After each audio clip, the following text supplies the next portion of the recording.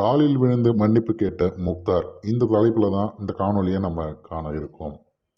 என்ன நிகழ்வு அப்படிங்கிறத தெரிஞ்சுக்கணும் அப்படின்னா, சில வாரங்களுக்கு முன்பு இதுவரைக்கும் எவ்வளவோ பேச்சுகள் பேசியிருக்க இந்த முக்தாருங்கிற நபர் வெறும் திமுகவுடைய ஒரே ஒரு பக்கபலத்தால் மொத்தமாக இது வரைக்கும் அவர் வேலை செஞ்சுக்கிட்டு இருக்க இடத்துலாம் அடித்து துரத்தி விட்டு அடுத்து என்ன பண்ணுறதுன்னு தெரியாமல் இருக்கும்போது திமுக கிட்ட ஏதோ ஒரு வகையில் சேர்ந்து யாரையெல்லாம் திட்ட வைக்கணுமோ, குறிப்பாக அண்ணன் சீமான் அவர்களை ரொம்ப பர்சனல் அட்டாக் பண்ணுற மாதிரியான விஷயங்கள்லாம் செய்கிறதுக்கு ஆள் கிடைக்காம இருந்தபோது அதற்குனே அளவெடுத்து செஞ்ச மாதிரி இருக்கிற இந்த முக்தாரை அவங்க பயன்படுத்த நல்ல காசு கொடுக்க இவர் நல்ல திட்ட ஆரம்பிக்கிறார். இந்த விஷயம் தொடர்ச்சியாக நடந்துகிட்டு இருக்கு.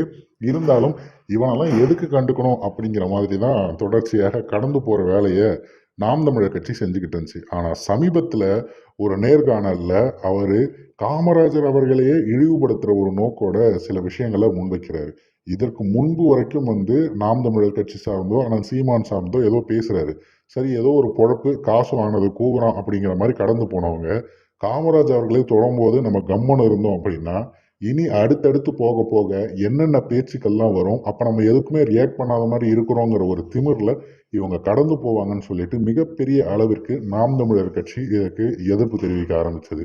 அது மட்டும் இல்லாமல் காமராஜர் பேசியவுடன் காமராஜரை அவர்களது தலைவராக ஏற்றுக்கொண்டிருக்க பல இயக்கங்கள் எல்லாரும் ஒன்று திரட்டி முக்தாருக்கு எதிராக போராட்டத்தை முன்னெடுத்தாங்க.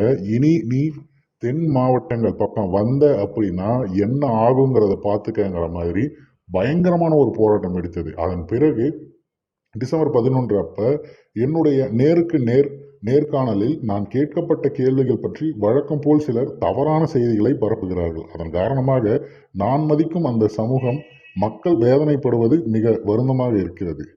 காமராஜர் ஆட்சி குறித்து சில முக்கிய பிரமுகர்கள் முன்வைத்து வந்த விமர்சனங்கள் மற்றும் வெவ்வேறு சேனல்களில் தொடர்ந்து பேசப்பட்ட கருத்துக்களின் அடிப்படையில் அரசியல் பார்வையில் ஒரு பத்திரிகையாளனாக என்னுடைய நேர்காணலில் அதை வாசித்து விளக்கம் பெற முயற்சித்தேன். இது என்னுடைய தனிப்பட்ட கருத்து கிடையாது. நான் சாதி மதம் அப்படிங்கிறதுக்கெல்லாம் அப்பாற்பட்ட ஒரு நபர், அனைவரையும் அணைத்து செல்லணும் அப்படி ஒரு நோக்கோட தான் இந்த நேர்காணல் இது பண்ணேன்.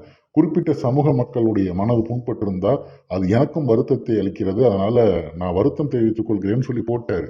ஆனால் இப்போ இன்றைய தினம் மறுபடியும் ஒரு காணொலி வெளியிட்டு இப்போ நான் படித்தேன்ல இந்த அத்தனை பதிவையும் அப்படியே காணொலி வாயிலாகவும் பேசி கூடவே பார்த்தீங்கன்னா நான் ஒரு சிறுபான்மை சமூகத்தை சார்ந்தவன். அதாவது இதுவரைக்கும் பேசும்போதெல்லாம் அவர் பார்த்தீங்கன்னா நான் எல்லா மதத்துக்கானவன், அதாவது கிட்டத்தட்ட ஒரு நாத்திகருங்கிற மாதிரி எல்லாம் பேசி முடிச்சுட்டு கடைசியாக இப்போ எல்லாரும் சேர்ந்து அடிக்கிறாங்கன்னு ஒன்று நான் ஒரு இஸ்லாமியன் அப்படின்னு சொல்லிட்டு சிறுபான்மை சமூகத்தை சார்ந்தவன்னு போய் அதன் பின்னாடி ஒளிகிறது விக்டம் கார்டு ப்ளே பண்ண பார்க்குறாரு.